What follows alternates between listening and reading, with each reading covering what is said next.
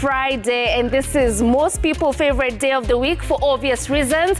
And of course, right here at Kenya's Gold, we're about to make you fall in love with your Fridays a lot more. Now, this has been an exciting week. Week one of launching the first ever every single day agricultural show in Kenya, and we started on an absolute high. Our very first guest was the Deputy President of the Republic of Kenya, Rigathi Gachagua. Na bila shaka ikaja sasa siku iliyofuata tukajaliwa Waziri Chelugui, tukamhoji kuhusiana na masuala ya kahawa. Siku ya tatu mifugo rai ilikuwaje, tukaona namna ya kukama maziwa, na vile vile Alhamisi sasa ilikuwa ile siku ulinitupilia mbali ukakwenda kwa Horera, ikawa ndo mbaya zaidi, nikawa pweke. Jamani, babu ananipenda. And we're just getting started. We have not even scratched the surface yet. Every single day of the week, we will be bringing you so much when it comes to agriculture. With Monday, we have horticulture. Tuesday, we will be talking about coffee. Wednesday is going to be about livestock. Thursday is going to be about tea. And Friday, which today being a very first Friday, our conversation is going to be about climate-smart agriculture, sustainability, climate change, and climate action, just to make sure we are proving to have food security not just for this generation but also for the next. Tere, lot tunaongelelea nini? El-Nino, umeona umeingia kwenye X ama Twitter kitambo. Watu wanazungumza kule kaunti ya Nairobi inasababisha mambo kwa sababu ya kuwepo na mashua. Boat. Kama Nairobi kutakuwepo maji, basi itakuwa ni radhi sana wa kwenda watafute mashua, lakini kwa kweli itafanyika? Well, we will have to wait and see. So that is the conversation we're going to be having today on the show. We will have experts to talk to us about that. But in the same breath, in the spirit of preparedness and getting ourselves secure with the predicted El-Nino rains, there's a school in Baringo that was given boats to help get the children to school.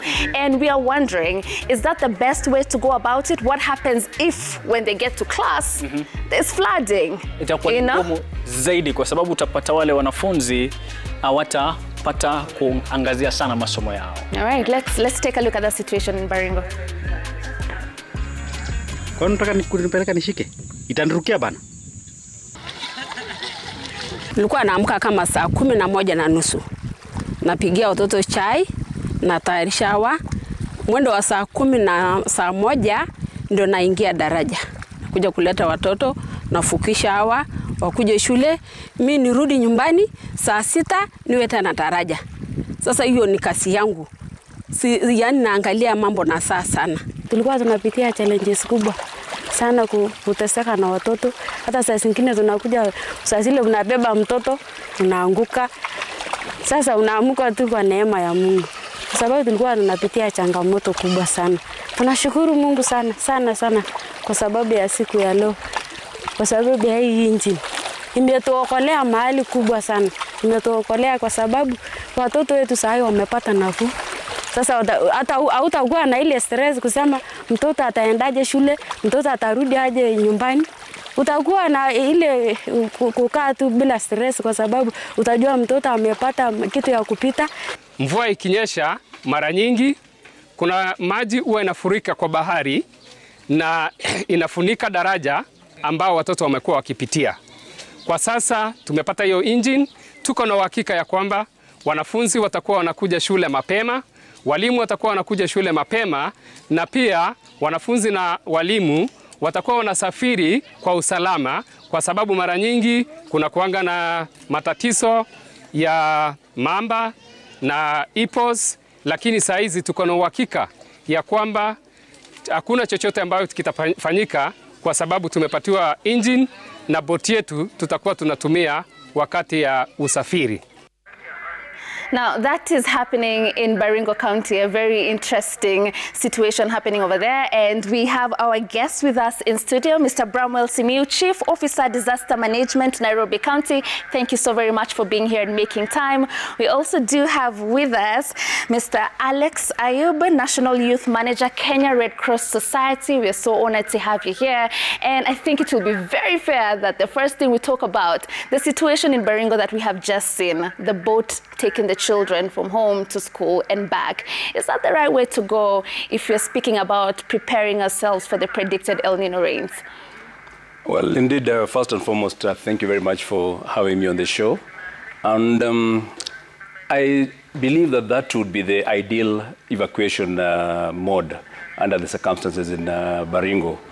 And for me, I believe that when you're talking about water, and you're talking about the vessels that can allow you to be able to transport or move from one point to the other, it has to be a boat.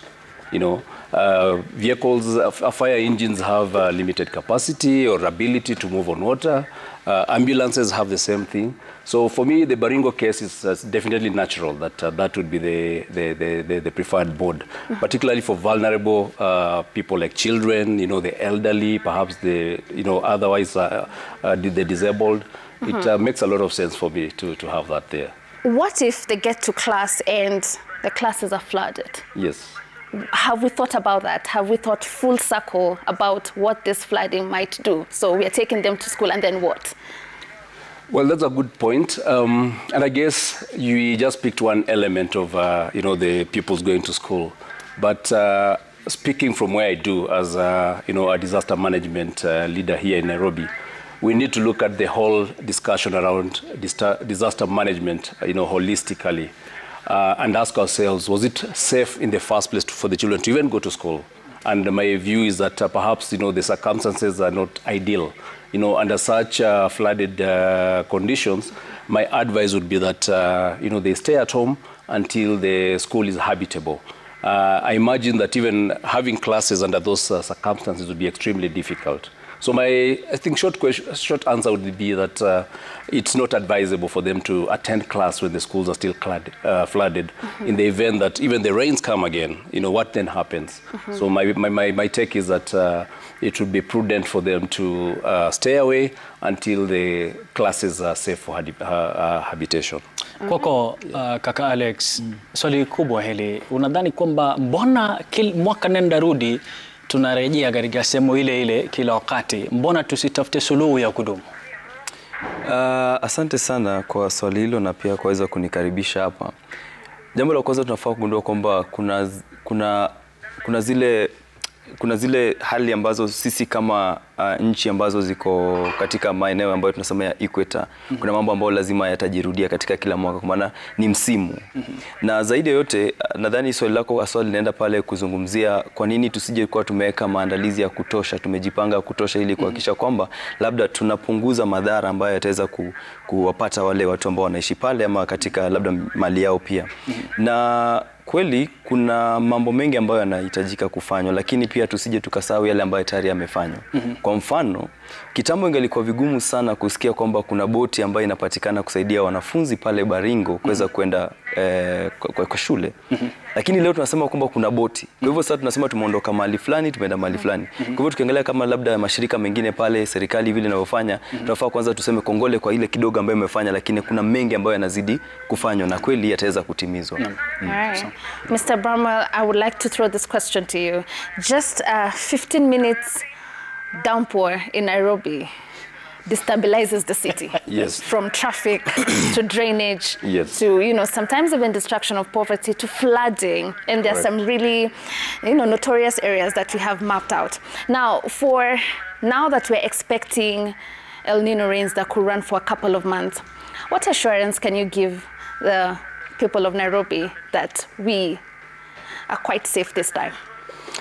Well, thank you, Ngina, for that question. And indeed, it's true that Nairobi has, over time, repeatedly experienced a lot of challenges whenever it's rained. But to put things into perspective, it's good to understand where we are. You know, the current infrastructure that we have in place, the current drainage system is aging. We are talking about a system that was done more than maybe a generation or two ago, which was supposed to cater for, at that point in time, perhaps maybe 400, 500, or 1 million people. But you're now talking about a daytime population of 6 million Nairobians and a nighttime of 5 million. So we are facing urban shocks. You're facing a lot of population pressure on the existing infrastructure. We have had a lot of developments that have come up. So we have pressure on the drainage system, on the sewerage system, and naturally, it poses a big challenge. Now, what we've done as the county government of Nairobi certainly is to then look at lessons learned. We've seen this happening time and again every time it rains. And it's again is that background that His Excellency Governor Sakaja saw it prudent that this time round, let's not be reactive. Let's actually have a proactive strategy to be able to mitigate and prevent the likely disruption that the rains might cause. And what we've done as a county government of Nairobi is then to adopt a two-pronged approach. Number one is to look at the likely disruption on the infrastructure. We appreciate that a lot of the drainage, a lot of some of the water systems that we've had over time are stretched. Many are blocked because of neglect, because of garbage blocking and so on and so forth. And it's why we've then embarked on this aggressive program to unclog and unplug and unblock all the drainage systems. And you recently saw His Excellency the Governor launching what you're calling the Green Army, the 3,000 young men and women who've been deployed to all the sub-counties to clear the drainage system, to clean up as a ways of ensuring that when the stormwater comes, it will find its natural pathway to move. The second bit then, of course, is to look at the likely social and humanitarian disruption. And we're also planning for the aftermath. We know that because of population pressure, we have people that have settled even on riparian lands or along the riverbanks, and they're at risk. And so what you've done is to then join hands with the other partners such as the Red Cross to then come up with a program that will first create an early warning system that will allow us to caution those residents that are vulnerable living on the riverbanks and riparian lands to evacuate in good time. We've also gone ahead to identify alternative shelter where they can actually be hosted at the time we are moving them away from where they are staying at the moment. So we have the churches, the social halls, the schools, which will provide temporary shelter. So our assurance to the county, to the residents of Nairobi is that as a county government, you are committed to ensuring that their lives and livelihoods are minimally disrupted as and when the rains come. And as you correctly observed, I think there's a lot of fear because of the experiences we've seen in the past, the flooding, we've had loss of life, we've had destruction of property, and as a responsible county government which believes in creating order, creating hope and dignity as well as opportunities for Nairobians, as outlined in Governor Sakaja's manifesto, it's our responsibility to ensure that there's business continuity to the Nairobians as and when these rains come. Okay. Kuna watu ambao wanaishi katika mitaa ya mabanda jiji la Nairobi, mara nyingi wao huathirika zaidi kuliko watu wengine. Je, ni nini hasa kimewekwa kipaumbele kuhakikisha kwamba watakutwa na changamoto kama hiyo? Asante Emmanuel kwa hilo swali. Na ni kweli ya kwamba wale wakaaji wa mitaa duni kama vile Kibira, kule Mkuru, Kangemi na sehemu zingine nyingi za Nairobi wako katika hali ya hatari. Na kama serikali, kitu cha kwanza ambacho tulifanya ni kufanya kile tunakiita kwa kimombo mapping. Na kwa hivyo tume identify zile sehemu tunaziita hotspot, ambapo tunajua ya kwamba mvua ikija kutakuwa na madhara fulani. Na kwa hivyo yale ambayo tunafanya, tumeshikana na vikundi vya vijiji, wakaaji wengi ambao wanaishi kwenye hizo sehemu, tukifanya kazi na chiefs, tukifanya kazi na ward admins na leaders wengine ambao wako kwenye hizo sehemu, kuwaelimisha wakaaji wa hizi sehemu kwa juu ya mikakati ambayo wanaweza fanya ili kupunguza madhara ambayo yanaweza fanyika. Ya kwanza ni kitu cha kwanza ambacho tumewahimiza ni kwamba wasitupe takataka. Maana shida kubwa ambayo inafanya tuwe na shida ya maji ama kuwa na hii flooding katika hizi sehemu zetu duni ni ya kwamba wakaji wengi wamechukua taka na kuzitupa katika zile drainage system ambazo zipo katika zile mito ambayo inapitia sehemu zile. Tukipita mahali kama pale Madhare River, unapata wakaji wamejenga nyumba hadi kwenye mto mwenyewe. Manake akimaliza shughuli zake wanatupa taka. Kwa hivyo tunajaribu kufanya kazi na wakaaji wale wa Nairobi, kuwahimiza na kuwaelimisha juu ya mbinu ambazo wangeweza fanya ili wasiwe na shida. La pili, pia tumewahimiza wajiregister na vikundi na zile agency ambazo zinafanya kazi kama vile Red Cross ambao wako na mipango mikakati mingi katika hizi sehemu.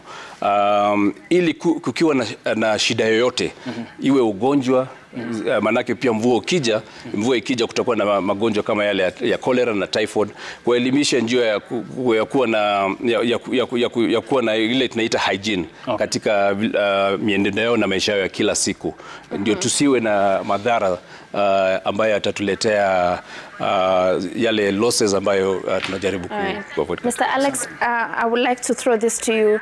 You've been doing a lot of awareness on the ground, talking to people, sensitizing them about El-Nino and what they need to do. Yeah. I would like to hear from you. Do you think as a country we have a proper disaster management skill? Or, for instance, did we wait to know that El-Nino is somewhere in the horizon for us to start doing the necessary measures? Or have we been preparing ourselves enough?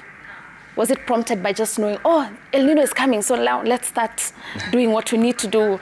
So do we wait for the situation to come and then we start getting ready? Or is this something we need to constantly be preparing ourselves for? No, I think, thank you for that question. I will look at it from a very interesting perspective that we are here talking about El-Nino that has not yet arrived. And this is unlike in the past. Again, I think in the past you'll never hear these conversations. You'll not find the Kenya Red Cross seated here with the county government of Nairobi, with the government and many other stakeholders telling Kenyans, look, El-Nino is here, it's coming, it's real, it's going to be here with us, and this is what you can do, not to avoid it. We cannot do anything to avoid it, but we can only build our resilience, meaning minimize its effects on our lives, lifestyles and their livelihoods. So there are many agencies that, honestly speaking, have really stepped up. The Kenya Meteorological Department has really stepped up in terms of providing very accurate information, data that can be used to inform decisions that the likes of Kenya Red Cross are using right now to sensitize the communities. There are other agencies that have also come together, and we are seeing a little bit of more collaboration between these agencies. As we are speaking, we know for a fact that 31 counties will be affected. They will receive what we'll call above average of rainfall, 31 counties across the country. Kenya Red Cross is working to reach 30,000 households in this country. So, and basically this is in relation to a response like my colleague Bramwell from the county was talking about, just be pre-positioning materials that will be able to be used when the time comes. So we have really improved as a country, as Kenya Red Cross, as various agencies in relation to preparing. But would we say that we are actually there? I think we are not yet there, and you've seen even some of the most developed countries are still being caught off guard. You've seen New York actually having floods, in this world. So it just means that we can never say we are prepared enough. The best thing we can always do is to build the resilience of the communities, so that when these circumstances come, because they will come, emergencies are here with us. We are living in a very natural world, and floods will always come, drought will always come, and many other emergencies. But what we always do as Kenya Red Cross is to work with our communities. Our current strategy talks about facilitating communities to build their resilience. So that is what we know. We work together with the county governments, with the national government, and we'll be able to ensure that our communities are better prepared to mitigate the effects of floods. Yeah. So if you was to give me a percentage, how prepared do you think we are? This time round, we are prepared. We just need to, I'll not speak on behalf of the community because we want just to build their resilience. But I can tell you, we are not where we used to be. All right. Yes. All right. So clearly hearing from our experts in studio, it looks like we are doing quite well as a country in making sure that we are prepared for the predicted El-Nino rains. We continue with this conversation. Do not go anywhere. We'll see you after this break.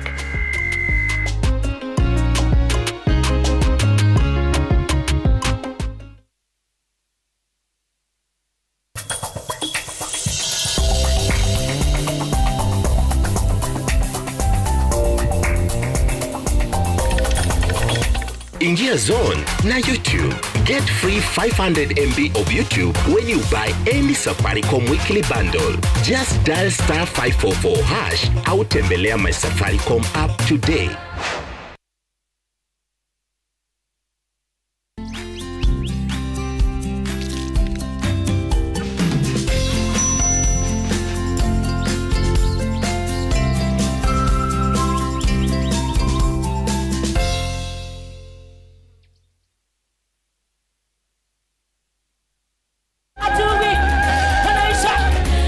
Apostle Peter Manyuru of Jesus Teaching Ministries Nairobi invites you for a special prophetic healing and deliverance service at Jesus Teaching Ministry headquarters at Donholm near Greenspan Mall this Sunday. When God is looking at you, He's seeing a millionaire, He's seeing a president. Join us and experience the joy of the Lord, the miracles and the blessings.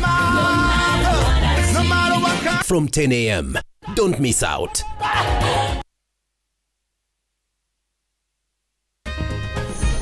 Wateja who prefer stock zangu juu ziko tayari kuvaliwa pap lakini vile hii ekonomi imetufinya, ilinibidi kubadilisha sabuni nikatumia ingine rahisi.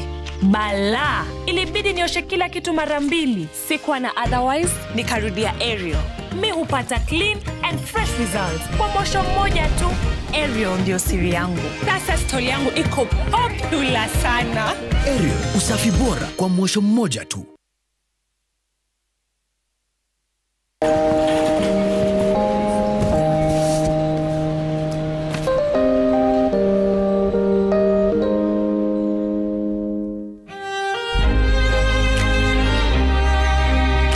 The moment I feel my pain starting to fade, it's like I'm going back to myself on a really good day. Panadol Extra releases you from strong pain. Panadol, release starts here.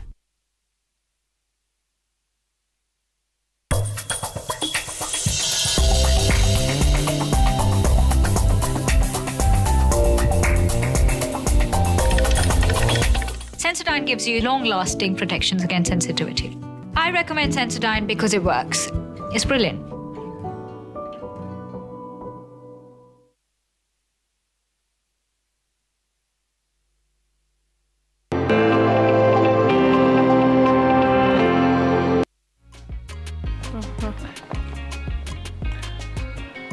Unaendelea kutazama Kenya's Gold, na bila wasiwasi tunao wageni ambao wanachanganua masuala haya kuhusiana na El-Nino, lakini sasa tuende moja kwa moja kule Trans Nzoia tusikize watu ambao wanajitayarisha vipi kuhusiana na masuala ya El-Nino.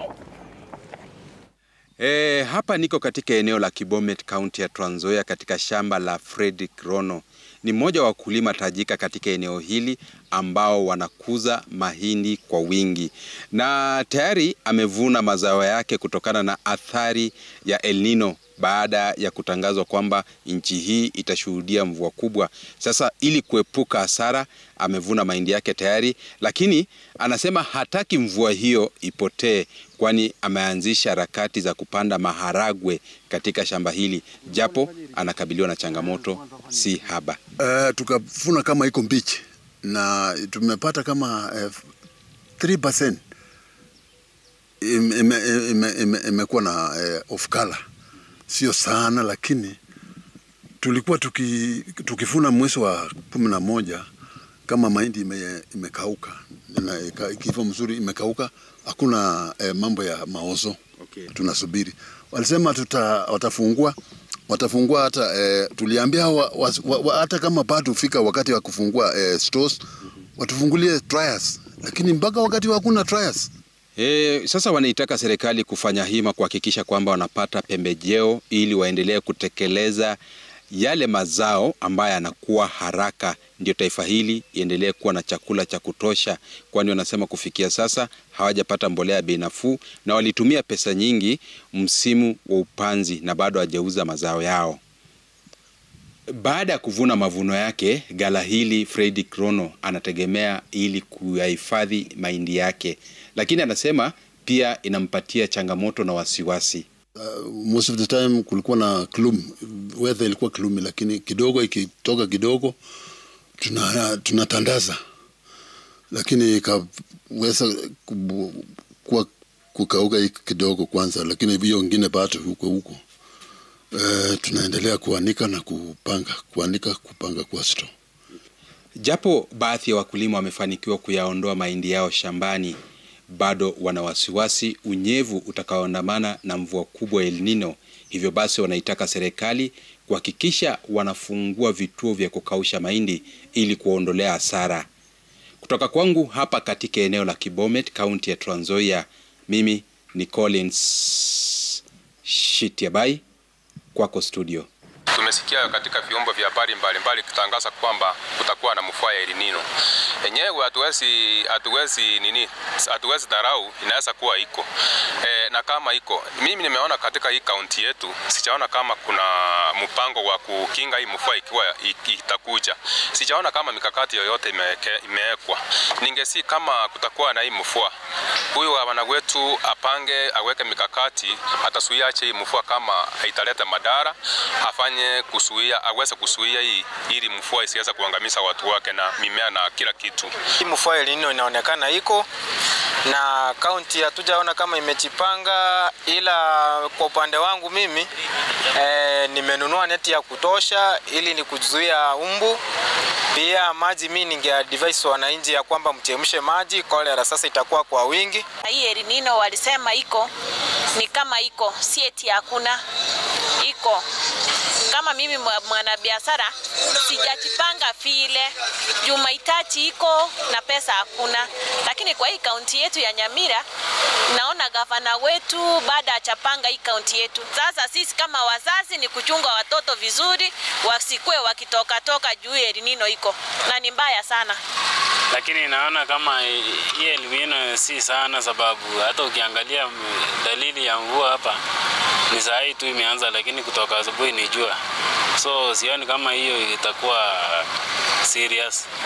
Ni ile tu ya kupitia.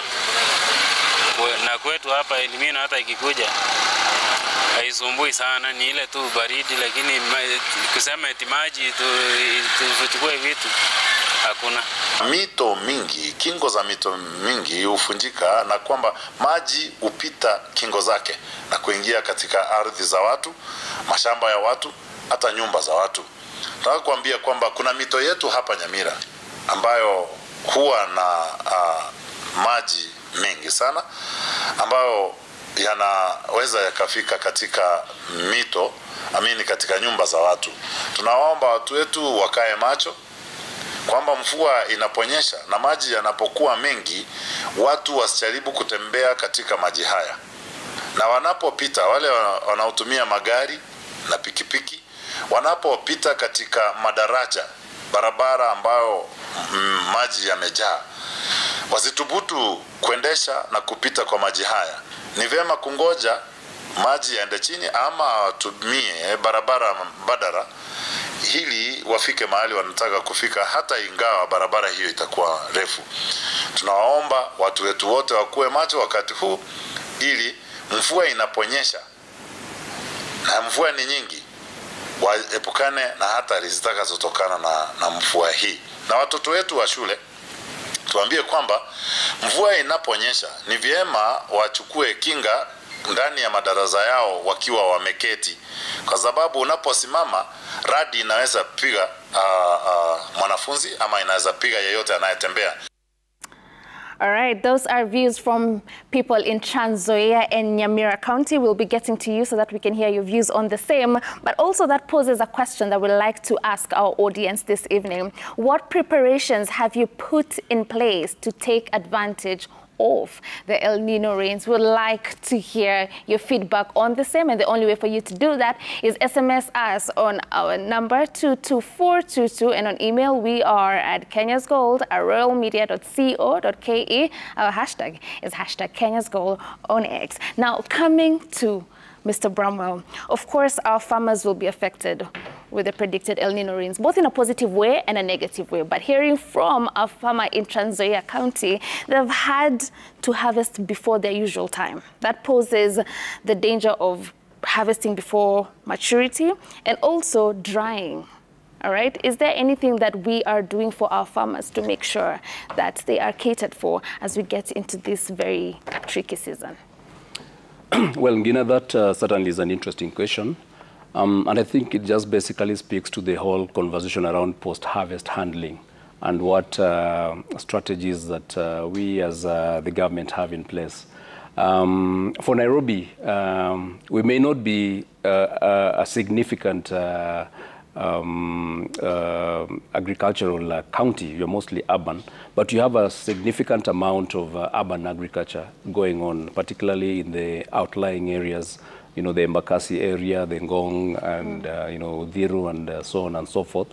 And it is indeed true that one of the one of the downsides of El-Nino is actually damage to crops and even livestock, and it can disrupt the lives and livelihoods of you know, the farmers.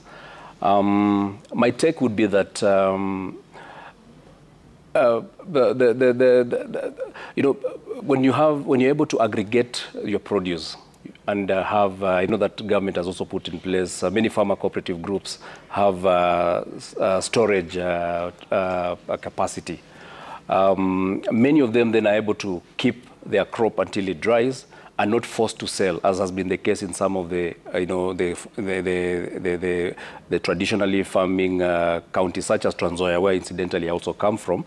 And there have been reported cases of farmers selling on the cheap just because they fear that the crops will be destroyed.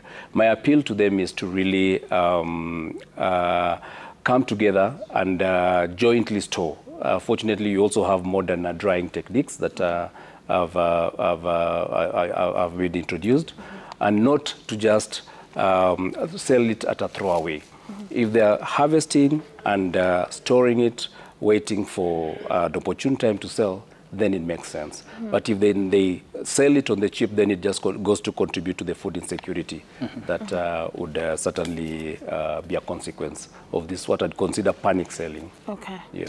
Kwako kaka Alex, tena swali hili. Nyinyi mara nyingi mnapatia mawaidha serikali katika kutokana na El-Nino. Sasa mbona msipatie mawaidha serikali kwamba kuyahifadhi maji haya ya El-Nino ili kusaidia hasa mkulima? Mara nyingi labda tuonekana ni kana kwamba tunapatia serikali mawaidha, lakini mara nyingi ni kwamba tunafanya kazi nao pamoja. Kwa sasa utapata kwamba kuna zile mikakati ambazo zimekuwa zikiwekwa sana sana kwa zile maeneo ambazo zile counties ambazo traditionally ama kwa kitambo hawakuwa wakulima, na ukipata sisi tunapata kwamba kuna labda zile vidimbwi vinajengwa, kuna dams zinatengenezwa, na pia kuna wakati tunapata labda kama saizi tunapozungumza Kenya Red Cross inapeana mbegu ambazo zitatumika sana sana kwa wale ambao hawajawahi kuwa wakipata mvua. Kumbuka kuna counties ambazo zijakuwa zikipata mvua, kuna zile zimekuwa zikipata mvua, na sasa hivi ndio wazungumzia kuhusu kuvuna. Lakini kuna wale ambao sasa ndio mvua inakuja. Sawa, itakuwa mvua labda mingi kupita kiasi, lakini mvua ambayo inaweza kusaidia kuweza kupanda labda mimea, na ndio maana tunasema kwa wanapeana zile mbegu. Na tukifanya kazi na serikali, tunasema ndio kweli tunaweza labda kusema kwamba tunaweza, kwa kimombo anasema to harness the water, to harvest the water. Lakini ukiangalia labda kwa sasa lile jukumu ambalo liko ama lile hitaji ambalo liko kubwa zaidi ni kuhakikisha kwamba labda maisha ya Wakenya na maisha sana sana kama wale wanafunzi, labda kuna mama pia pale na wale ambao zaidi wanasema vulnerable groups, hawatakuwa affected zaidi, na hiyo ndio tutafocus kwa sasa. Lakini labda baadaye itakuwa ni conversation ambayo pia tutaweza kuzungumza, na pia inaendelea, si eti ni kitu ambacho kiendelee. Umeona serikali imekuwa ikifanya mikakati kadha, lakini zaidi ya yote tunasema kwamba tunaangalia yale ambayo kwa sasa yanahitajika zaidi, ambayo ni kuhakikisha kwamba wako salama. Okay. Now if you listen to that resident from Kisii, he spoke about he hasn't seen anything that is happening over there to show that they're preparing for El-Nino, and that's not the same for other counties. So do you think the preparedness, the sensitization is happening equally in the different counties? Ama kwingine ni kama effort ndio iko zaidi kushinda kwingine. For him to not be aware of anything, you're wondering what's happening in counties such as those? No, I think that is a very interesting perspective, and it also brings to us as a feedback that yes, we need to scale up. But one thing we have to note is that different counties are being handled differently. There are counties that have been traditionally receiving rainfall. For example, Nyambira County is a county that traditionally receives rainfall. And so from our expertise perspective, the likes of Kenya Red Cross, we're able to determine that their capacity to deal with a little bit of more rainfall is higher as compared to, I can tell you for a fact, northeastern counties, Garissa, Wajir, Mandera, will have, is part of the counties that have been mapped out to likely have El-Nino effects. And for them, we actually putting more efforts there to ensure that we support them with how to cope better. But there are certain counties that for a fact, the best that you can tell them is take advantage to either ensure that you have increased farm produce, or the best you can tell them is like what they are doing right now. You had also another lady was talking about, yes, they are currently probably talking to their children to avoid, probably to be safer. They are talking about boiling water like the young man who was talking there. So you find that these are things that are, yes, probably most counties are not yet at the same level, but we're giving different information and different type of preparedness, both physical and otherwise, in different areas. Asante sana Alex. Unaendelea kutazama Kenya's Gold. Tukirejea ni kufahamisha kwamba utakosa nafasi hasa kama wewe ni mkaji wa Nairobi kujua kama kuna mashua kweli na yatafanya kazi. Usikwende popote.